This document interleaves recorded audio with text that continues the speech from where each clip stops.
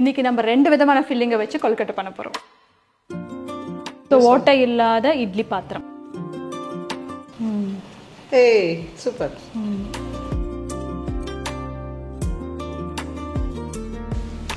Hi hello welcome to சொல் of Sumi.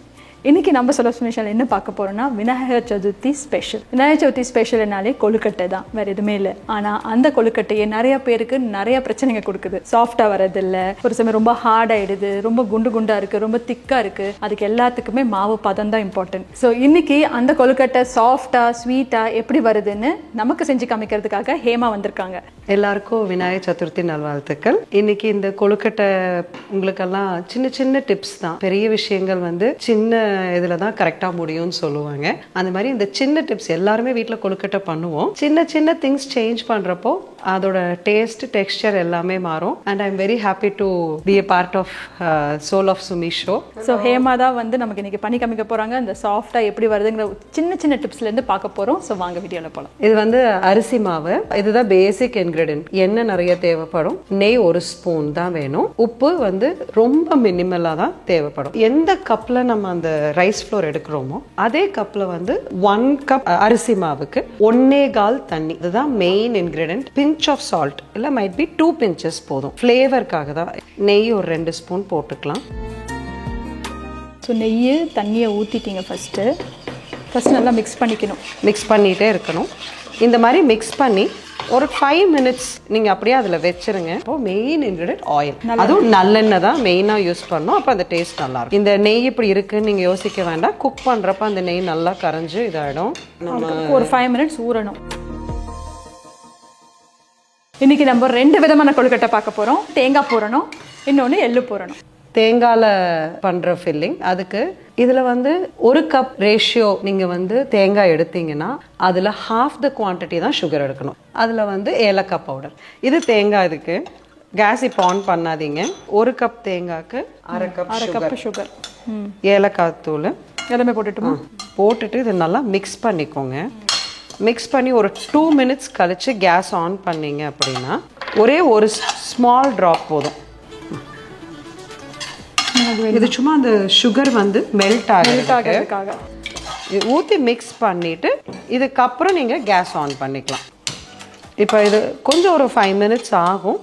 Just அது find ஆச்சுன்னா போதும். குழந்தைங்களுக்கு பொதுவாக இதுதான் பிடிக்கும் சொல்லி. ஆமாம், தேங்காய் போடணும். தேங்காய் போடணும் தான். எள்ளு விட தேங்காய் போடணும். எள்ளு விட தேங்காய் போடணும். ஆனால் எனக்கு எள்ளு போடணும் ரொம்ப பிடிக்கும். அதுவும் கருப்பு எள்ளு போடணும். அம்மா ரொம்ப நல்லா பண்ணுவாங்க கருப்பு எள்ளு போடணும். ஸோ அது ரொம்ப பிடிக்கும். அந்த சுகர் நல்லா கரைஞ்சிருச்சு இல்லையா? அவ்வளோதான். ப்ரௌன் ஆகக்கூடாது, அது பர்ஃபி ஆகிடும். அப்புறம் இந்த ஃபில்லிங் எப்படி இருந்தால் போதும். இப்போ நம்ம அந்த கலக்கி வச்சது ஒரு கிட்டத்தட்ட 5 மினிட்ஸ் ஆயிருக்கும். போதும், ரொம்ப எக்ஸாக்டாக தேவையில்லை. நல்லா பார்த்தோன்னா அந்த கீ மெல்ட் ஆகும். கலரிக்கிட்டே மட்டும் பண்ணிட்டே இருக்கணும். கீ நல்லா மெல்ட் ஆயிடுச்சு. இது ஹார்ட் ஆயிட்டு இருக்கு. ஒரு 2 மினிட்ஸ் ஆகும். விநாயகர் சதுர்த்தியை வருஷம் வருஷம் நம்ம கும்பிடுறோம்ல, அதுக்கு ஒரு விசேஷமான காரணம் இருக்கும் கண்டிப்பா. அது என்னன்னு சொல்லு. நம்ம எல்லாருக்குமே தெரியும், விநாயகர் அப்படின்னா நம்ம தடைகள் எல்லாம் நீக்கி, அதாவது ஒரு காரியம் நல்லபடியாக நடக்கணும்னா விநாயகரை தான் கும்பிடுவோம். அது பழமையானது. நாங்கள் எங்களோட இதில் சொல்கிறது, கிருஷ்ணருக்கே அந்த பழி பாவம் போகணும் அப்படின்னா அவர் விநாயகர், அதாவது இந்த ஆவணி மாதம் வருது இல்லையா, இந்த அமாவாசைக்கு அப்புறம் வர இந்த சதுர்த்தி விநாயகரை கும்பிட்டப்போ நம்மளுக்கு வேண்டாத பழிகள் அந்த மாதிரி இதெல்லாம் விலகும் அப்படின்னு சொல்லுவாங்க அப்படின்ற ஒரு ஐதீகம் இருக்கு. ஆவணி மாதம் அமாவாசைக்கு அப்புறம் வர ஒரு 4வது நாள் சதுர்த்தி, அதுதான் விநாயகர் சதுர்த்தி. அந்த சதுர்த்தி அப்போ விநாயகரை கும்பிடுறது. இது இந்த கன்சிஸ்டன்சி வந்துருச்சு. ஆஃப் பண்ணிடலாம். இந்த தண்ணி மாவை தொட்டோம்னா அது ஒட்டக்கூடாது, கையில ஒட்டக்கூடாது. இப்பவுமே இந்த மாவு கொஞ்சம் இதுவாக தான் இருக்கும். கொஞ்சம் ஒரு நார்மல் ஒரு ரூம் டெம்பரேச்சரை விட கொஞ்சம் ஹையா இருக்கிறப்போ நல்லெண்ணெய் வச்சு சப்பாத்தி மாவு மாதிரி பெரட்டணும். கொஞ்ச நேரம் கழிச்சு ஏன்னா இது இப்போ மூடி வச்சிடலாம். அடுத்து எங்களோட ஸ்பெஷல் எள்ளு. இதுல 1 கப் எள்ளுக்கு 3/4 கப்பு இடிச்ச வெல்லம். இவ்வளவுதான். ஒரே 1 கப் எள்ளு தான் எடுத்திருக்கேன் நான். போட்டுட்டு இதுக்கு 1 ஸ்பூன் தண்ணி கொஞ்சம் விடணும். இது ஃபுல்லாவே வெட் ஆயிட்டு, ஏன்னா அது இல்லைன்னா ஒரு ரா ஸ்மெல் வரும், அந்த ஃப்ளேவர் கிடைக்காது. இது அந்த எள்ளுருண்டை வைக்கிறாங்க, எள்ளுருண்டை மாதிரி. இதேதான் எள்ளுருண்டை. இதையும் சேர்த்து மிக்ஸியில் அரைச்சிடணும். அரைச்சிட்டு மட்டும் இதை அரைச்சிட்டு வந்துடலாம். இருக்கும். இந்த இது எள்ளில் என்னன்னா இந்த கன்சிஸ்டன்சி, அதாவது நல்லாவே நம்ம இப்போ போட்டுடலாமா? அதே தான் 1 கப்புக்கு 3/4 இது. மறுபடியும் இன்னொரு தடவை அடிச்சிடலாமா மிக்ஸ் ஆகிறதுக்கு? ஆமாம், மிக்ஸ் ஆகணும். இதுதான் இந்த கன்சிஸ்டன்சி.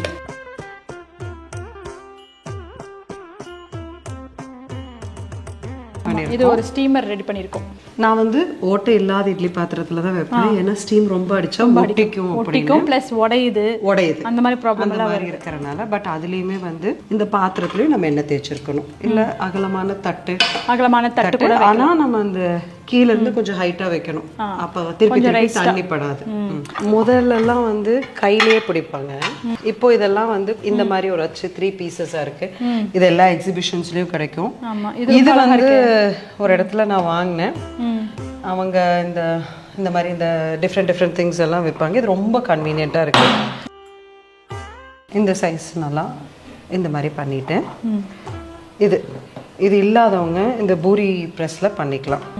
நல்லா தின்னா பண்ணணும், நல்லா மெலிசா இருக்கணும், நல்லா தின்னா இருக்கணும். இப்போ நம்ம தேங்காய் வேணாலும் ஃபர்ஸ்ட் ஒரு ஸ்பூன் தேங்காய் வச்சுட்டு இப்படி ப்ரெஸ் பண்ணி பாக்கி இருக்கிறத எடுத்துடலாம்.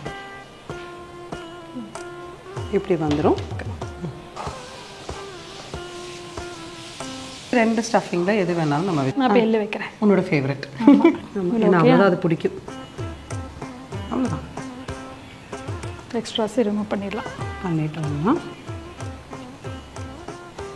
அவ்வளோதான்.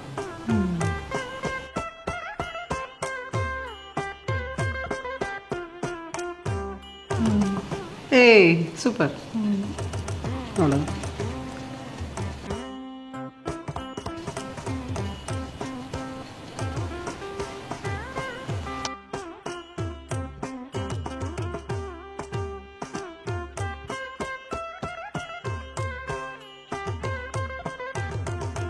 இந்த மாதிரி சின்ன சின்ன பால்ஸாக இப்படி பண்ணிட்டு அதுவும் ஸ்டீம் பண்ணி தேங்காய் பால் போடலாம். இல்லாட்டி பாலில் வேக வச்சு பால் கொழுக்கட்டை போடுற மாதிரி தான். இல்லை வெறும்னா நம்ம மஸ்டர்ட்ஸ் எல்லாம் சீசனிங் பண்ணி கொழுக்கட்டையை நல்லா தாளிச்சு சாப்பிடலாம்.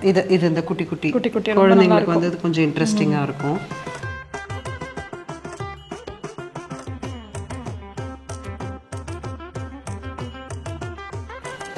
இது வச்சுட்டு ஒரு ட்ராப் நெய் ஊற்றுவாங்க மேலையா. ஆமாம், அப்போ ஒரு கொழுக்கட்டை இன்னொரு கொழுக்கட்டை ஒட்டாமல் வரும். ஓ, அது ஒரு டிப்பு. இந்த கேப்பில் எல்லாமே 5 மினிட்ஸ் தான் கணக்கு.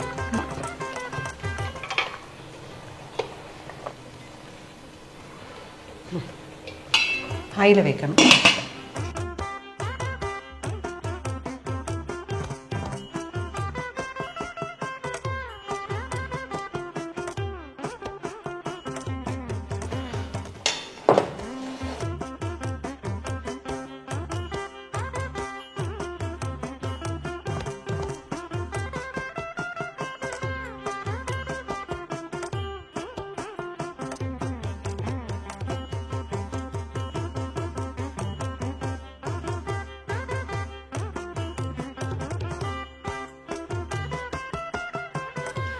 ஸோ டேஸ்ட் பார்த்துடலாமா? எள்ளு இருக்குது, தேங்காய் இருக்குது. ஃபஸ்ட்டு எள்ளு டேஸ்ட் பண்ணுறேன். என்னோட ஃபேவரட். ஆமாம், நீயும் டேஸ்ட் பண்ணு. நான் தேங்காய் எடுத்துக்கிறேன். என்னோட ஃபேவரட். ஓகே.